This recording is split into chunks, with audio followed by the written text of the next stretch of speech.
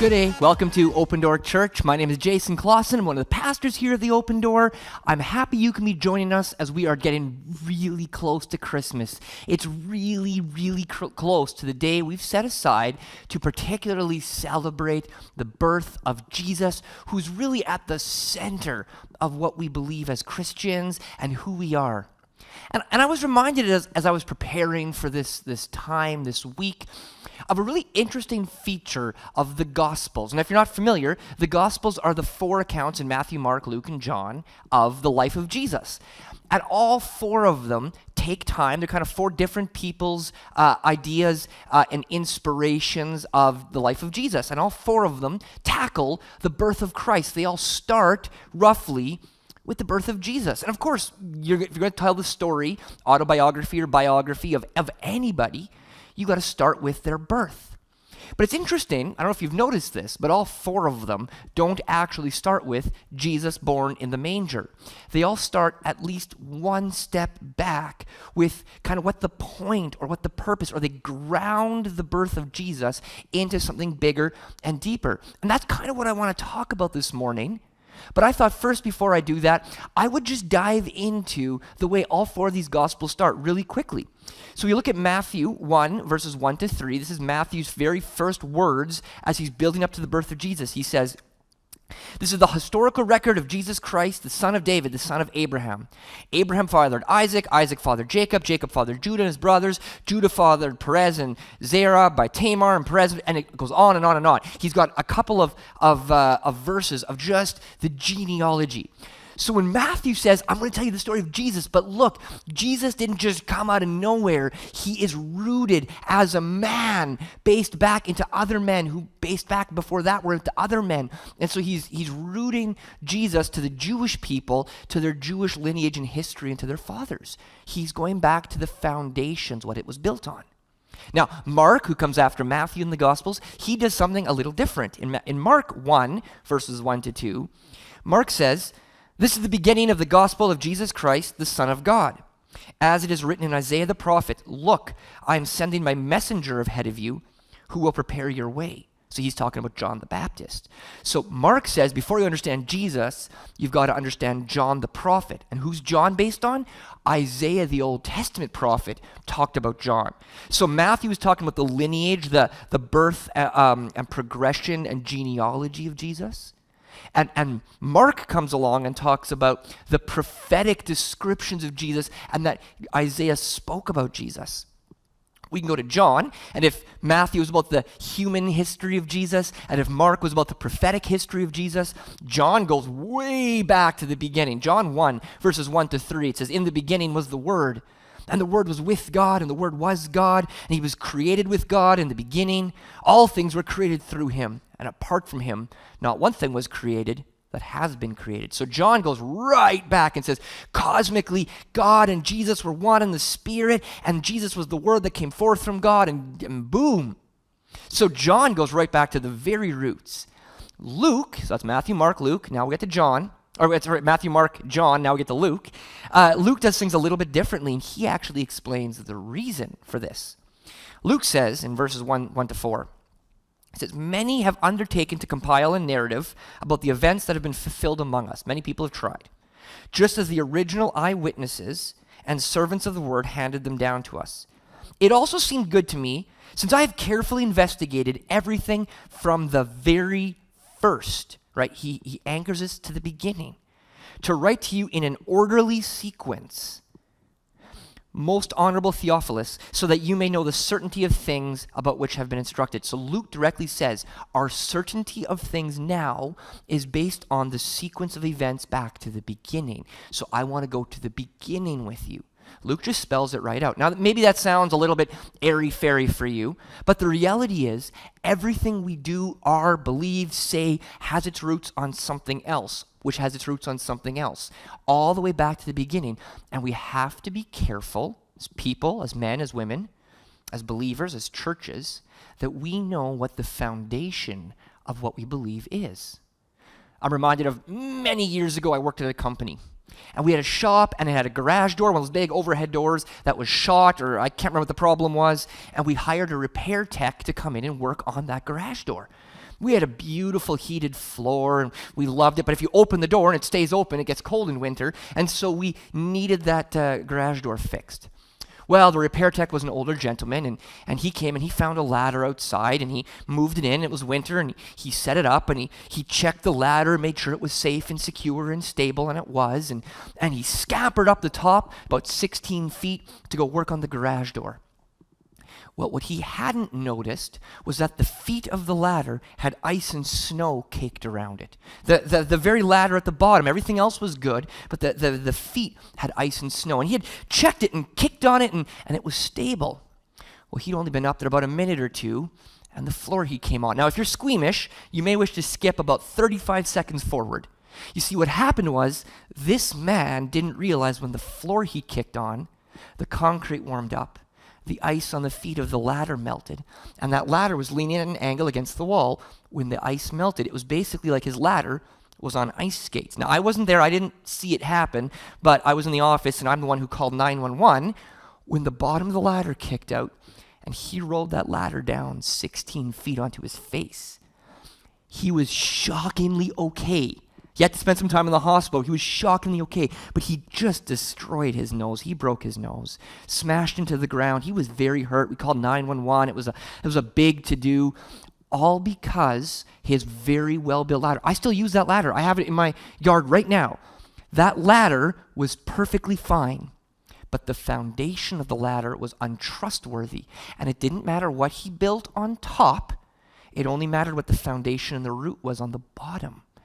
So all four writers, Matthew, Mark, Luke, and John, before they get to Jesus, before they get to his birth, death, resurrection, all of that stuff, they start by anchoring it on a foundation. Now, maybe you don't care about all of this. Maybe you're thinking this is all stupid and philosophical, and you're just happy to know that Jesus exists and it's all good. But I believe there are many Christians, not like you, who secretly are filled with doubt. Maybe they feel like God's story of creation or the origins of this world is a myth told to a desert people thousands of years ago. And of course, science has all the answers nowadays, and we don't need to worry about it. I don't know, I think a lot of people are concerned. They wonder if at the root of their own faith, maybe you've wondered if the root of your own faith has any firm or solid foundation. What if you're building your life on myths and legends? What if God's not real? What if the birth of a guy named Jesus 2,000 years ago doesn't mean anything and doesn't change anything? I think there's a lot of people who have these kinds of doubts, and they live with these fears, and it makes them hesitant and uncertain, afraid and confused. You see, the Hindus, they have a belief about the origins of the world. And so if you ask a Hindu person, a religious Hindu faith, what the world is built on, how does this all create? They say, well, the world is built on a flat earth. And there are 4 elephants, one at each corner, and they hold the earth up. Now, if you ask them what those elephants are standing on, they would say, oh, well, that's easy. They're standing on a giant turtle. So what's the turtle standing on? They have an answer for that, you see. Another turtle. Oh, and what's that turtle standing on? Oh, well, we can answer that as well. It's another turtle. The old saying goes, with the Hindu religion, it's just turtles all the way down.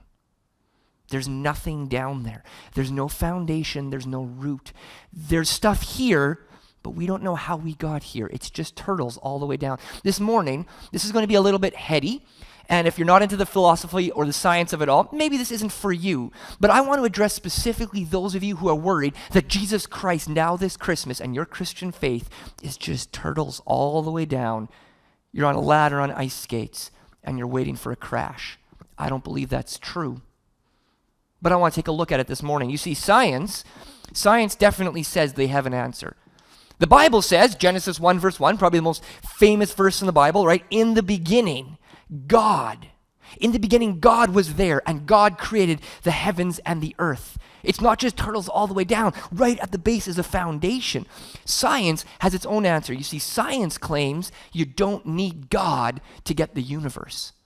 Science makes a second claim, which is even the very events that God claims happened, science can disprove. So these are the 2 claims I want to look at this morning. 1, you don't need God to have the universe. And 2, we have clear and proven science that contradicts God's words. See, if those claims are true, then God's a lie. If God's a lie, Jesus wasn't God's son. Jesus isn't God's son. His death saved us from nothing and leaves us nowhere. And if his death was for nothing, his birth isn't worth celebrating. Christmas doesn't matter if God's not real. So, I want to carefully unpack and dive a little bit deeper into what science says, what God says, what Genesis claims, and what I believe in, that I can stand on. See, science, I think we all know this. We've all heard it before, right? Science says everything came from the Big Bang. And if you don't understand the Big Bang, it's okay, except that we can look with telescopes and with our eyes, and we can see the universe is expanding. It's growing. So you can plug formulas in, run it backwards, right? If it's growing now, if you run it and rewind, it's shrinking. If you keep running it back, science says, you end up with a point, a tiny infinitesimal point. Everything in the universe came from a point. They call this the Big Bang. You learned this in school, your kids learned this in school, your grandkids learned this in school. Everything came from the Big Bang. An infinitely dense, infinitely hot, infinitely high pressure, infinitely tiny little point. You don't need God. It all came from the Big Bang. Where did that point come from? It's called a singularity. Where did that singularity, everything in one single point, where did that come from? Well, science has struggled with that answer for a long time, but in the last maybe 40 or 50 years, an idea has come. You see, the amount of energy you would need to create that point could come from the collapsing of the universe. So where did the singularity of our universe come from? What's the start of the Big Bang? Well, that's easy. From a previous universe collapsing. Wow, we can now answer where everything came from, except where did the previous universe come from? Don't worry, guys. Science has your back. The previous universe came from a singularity. And where did that one come from? From an earlier universe. Don't worry, guys. It's just turtles all the way down. See, science says everything came from the Big Bang. But in all of our years, in all of our looking, in all of our studies, trillions and trillions of dollars and so many PhDs, nobody has ever seen something come from nothing. And so science can work all of the universe back to this little Big Bang, but it has nothing to say about where that came from. Science says God is dead, and we can prove it. But when I look at this science and I read it all the way through, it's just turtles all the way down. I want to say it this way. Science can bake a pretty good cake, but only God can make ingredients from nothing. See, science needs something to get going. Only God can get it going. I don't believe science proves God doesn't exist. I believe science proves we need God. I believe God was there at the beginning, underpinning. I believe if your ladder is built purely on science, lacking any God, your ladder is an ice skate and it will fall, and it doesn't make any sense. I actually believe God's the only answer that does make sense. Otherwise, it's just turtles all the way down. So that first point I said was that science claims you don't need God. I look at science and I claim you need God somewhere. Otherwise, you just have an infinity of universes, which doesn't really make a lot of sense, or something coming from nothing, which doesn't make a lot of sense. But science makes a second claim. Science says we can directly prove and contradict God's stated version of creation, that God lies to you. So then that's a major problem. So I want to look a little bit deeper into the Genesis account. And I know Genesis isn't a science textbook. Genesis is poetry and history. But God makes some very clear claims in Genesis. Science makes some pretty clear claims about the Big Bang. Let's dive in. Let's look at who says what and what looks like it's right. We're going to start with the very beginning of the Big Bang. We have to, with the singularity. The math, the physics says you wind it all back, and the whole universe becomes an infinitely dense, infinitely hot, infinitely high pressure, little tiny singularity that's perfectly uniform. It's got no bumps, no ripples, no nothing. And this will come important later. Just remember that the very beginning of the universe was completely circular, formless, voidless. In fact, the leading scientist says it this way. It says, all matter energy of the entire visible universe is contained in a hot, dense point, the gravitational singularity, a billionth the size of a nuclear particle. This state has been described as a particle desert. You can't have something without having a difference in density or pressure or temperature, and since there was none, it was a particle desert. That's the scientific phrase. What does God say? How did God describe it? Well, we read Genesis 1:1. In the beginning, God created the heavens and the earth. Genesis 1:2 says, and the earth was without form and void, and darkness was on the face of the deep, and the Spirit of God moved on the face of the waters. That's beautiful poetry. I love that. How does it stack up to the science?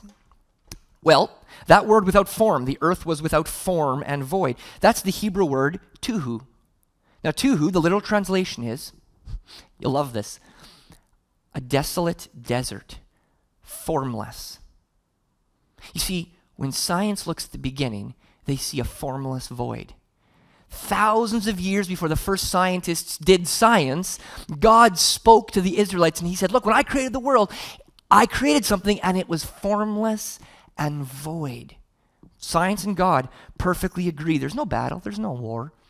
God and science perfectly agree. God just says it better. I like that. The earth was formless and void. That's one tiny little example. Jason's cherry picking because he loves God and he's going to argue. No, let's dig a little bit deeper here. What's next? Well, there are eras to the Big Bang. Science believes there are discrete timelines where certain conditions were met. And so the next era, as that singularity expanded and grew, was that quantum ripples were introduced onto that singularity. And we'll actually talk about that later. Those quantum ripples become slightly different pressure densities and temperature densities, and those become the galaxies and the stars and eventually the planets and eventually life. That's the scientific version of Big Bang. So we'll get back to that in a minute. But the next step is interesting.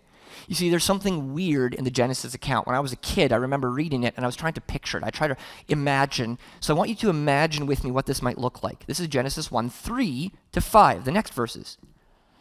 Genesis, it says, and God said, let there be light, and there was light. And God saw the light that it was good. And God divided the light from the darkness and called the light day, and he called the darkness night, and the evening and the morning were the first day. So God created light, but the light was shrouded in darkness, and then God separated the light from the darkness. Have you ever seen light and dark together? Have you ever seen light separated from dark? I haven't. This verse here has confused me. I didn't understand what it meant at all for many, many years. And then I was a teenager and I started reading The Science of the Big Bang. And I want you to listen to this one for me. This is interesting.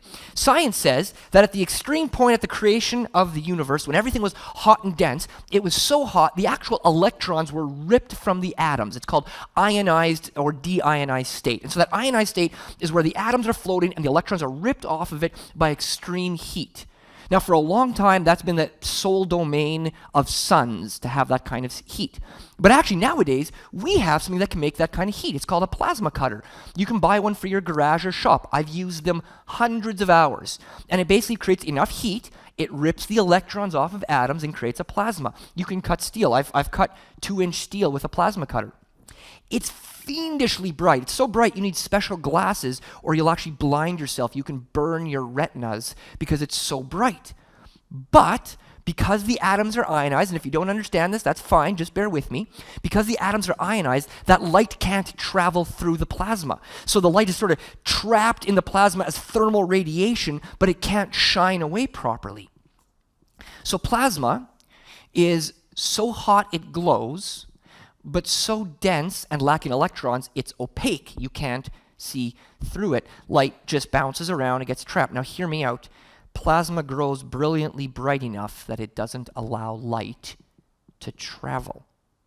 Science says that at first, in the beginning, everything was too hot for light to exist.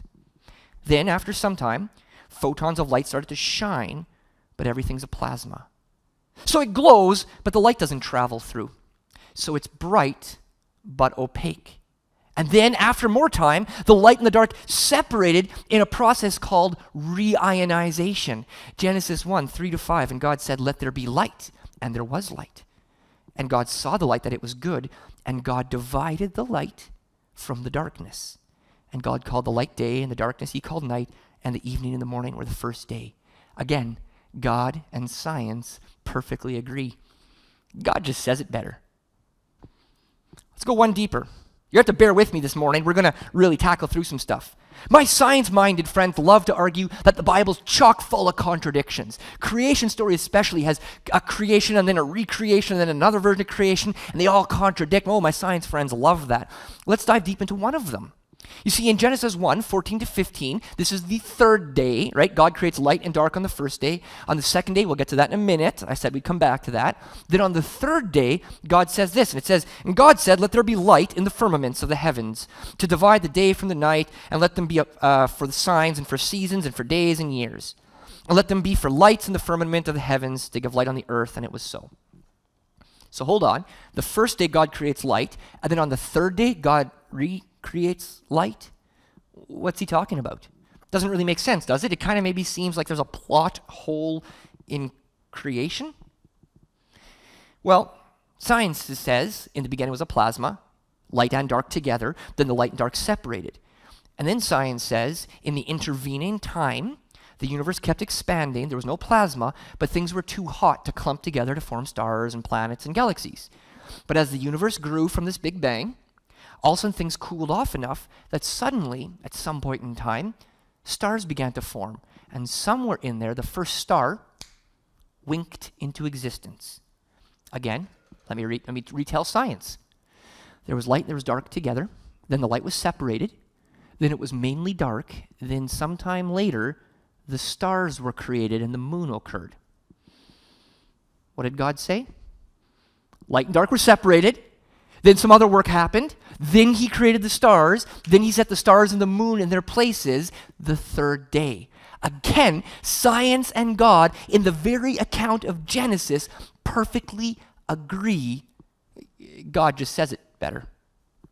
Last point. I promise, bear with me. We're almost through this. If you're not really tracking with me, that's okay. We'll get there yet. But I think there's many of you who need to hear some of this stuff. I really believe. Early on, just after God creates light, on the second day, this is what God says. It says, "Then God said, let there be an expanse between the waters, separating water from water. So God made the expanse and separated the water on the expanse from the water above the expanse, and it was called so. So God called the expanse sky. Evening came, and then morning, the second day." So I told you we get back to the second day. So it says here, God creates some light. And then, before he creates the stars and the planets and the moon, God's doing some stuff over the water.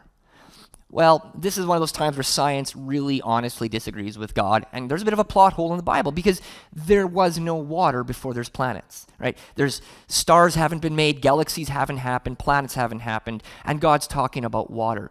So, God's a busy guy. He was doing a lot. He can't keep track of every last little thing he was doing, so he got his orders mixed up. I think we should just cut God a break. Actually, science says that after the Big Bang, everything was searing hot. But sometime later, before stars can form, the universe cooled down somewhat. Very shortly after the Big Bang, it cooled down to about 273 to 373 Kelvin. Now, if you don't know the Kelvin scale, that would be about 0 to 100 Celsius. What happens between 0 and 100 Celsius? Liquid water. I'm going to read a leading scientist here. The background temperature of the universe was between 373 Kelvin and 273 Kelvin, allowing for the possibility of liquid water during a period of about 7 million years, from about 10 million to 17 million years after the Big Bang, long before the first stars formed. Before God made the sun and the moon and the stars, the universe was shrouded in a mist of water. And that water separated out into different planets and groupings and pools of water. And God separated the water the second day. Science and God perfectly align, perfectly match. God just says it better. Thousands of years before the first PhD student said dismissively, God got the order wrong, there was no water. God said, yeah, there was. And we checked and we looked, and our best scientists determined, yeah, there was. There was water in the universe before there were stars. The creation account in Genesis is spot on. God just says it better. I have an interesting thought. I like this.